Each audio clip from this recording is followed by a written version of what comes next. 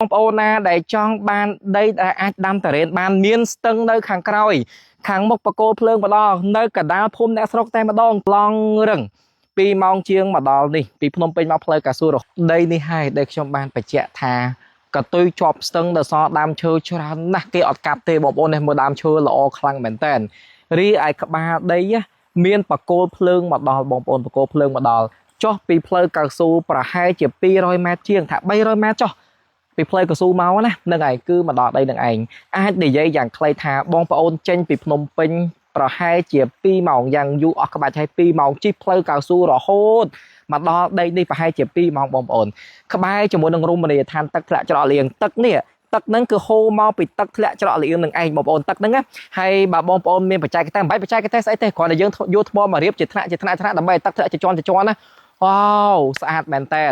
ខ្ញុំនិយាយបង្ហាញដោយចិត្តស្មោះត្រង់ថាតាំងតែពីបងប្អូនដែលដាក់ដីឲ្យខ្ញុំលក់ណានឹងហើយទាំងដីរបស់ខ្ញុំផ្ទាល់ដែលខ្ញុំលក់មួយរយៈហ្នឹងអត់មានដីណាដែលស្អាតជាងដីនេះទេអត់មានទេបងប្អូន55,000ចរចាប្លង់រឹងបកគោភ្លើងមកដល់ចុះពីផ្លូវកៅស៊ូ200 ម៉ែត្រជាងយើងសាកសម័យមើលគឺពិបាកមែនតើប្រហែលជា2 ម៉ោងមកដល់ដីនេះឥឡូវតាខ្ញុំនាំបងប្អូនទៅមើលសន្តានដីជាក់ស្ដែងអានេះកតុយដីណានឹងឥឡូវយើងទៅមើលដីនៅខាងលើបងប្អូនមកព្រៃនេះគឺគាត់ទុកនៅតាមមាត់ស្ទឹងនឹងឯងមាត់ស្ទឹងព្រៃនៅសច្រើននៅ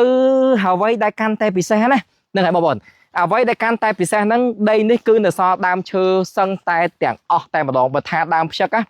អោបអត់ជុំទេបងប្អូនដើមផ្ចឹកអោបអត់ជុំទេកន្លែងដើមខ្លះអោបអត់ជុំទេដើមថ្លុង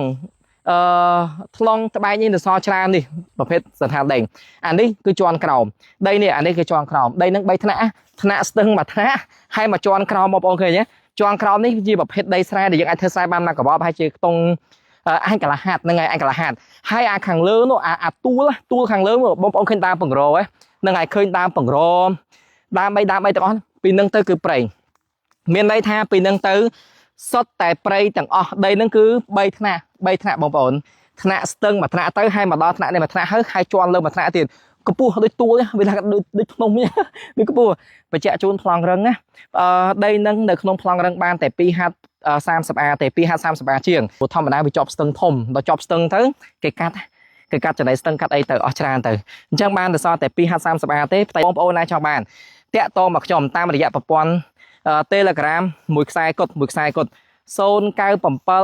779 8889នេះគឺជា Telegram របស់ខ្ញុំអានេះខ្ញុំឈរនៅថ្នាក់ក្រោមទេថ្នាក់លើខ្ញុំនឹងដាក់វីដេអូជូនបងប្អូនដោយសារតែខ្ញុំពិបាកឡើងទៅវាឡើងទួលដល់វាឡើងទួលនេះពិបាកដីនឹងស្អាតមែនតើដាំតារ៉េនបាននឹងទៅខ្មៅនេះស្បែកជើងឡើងជាប់នេះហ្មងវាថាដីនឹងមកកណាត់សឹងតែដាំតារ៉េនបានហើយមកជួរហ្នឹងបងប្អូនមកជួរដែលមកជួរផ្លូវខ្ញុំជួរមកសិតតែគេដាំតារ៉េនគេដាំច្រើនក្រូចក៏ល្អតារ៉េនក៏ល្អមកជួរហ្នឹងណាអញ្ចឹងបងប្អូនណាដែលចង់បានដីដែលអាចដាំតារ៉េនបានមានស្ទឹងនៅខាងក្រោយខាងមុខបកគោភ្លើងម្ដងនៅកណ្ដាលភូមិអ្នកស្រុកតែម្ដងឡងរឹង2 ម៉ោងជាងមកដល់នេះពីភ្នំពេញមកផ្លូវកៅស៊ូរហូតចុះផ្លូវដីតែ300 ម៉ែត្រទេតាក់តមកខ្ញុំតាម Page ក៏បានតាម Telegram ក៏បានអរគុណច្រើន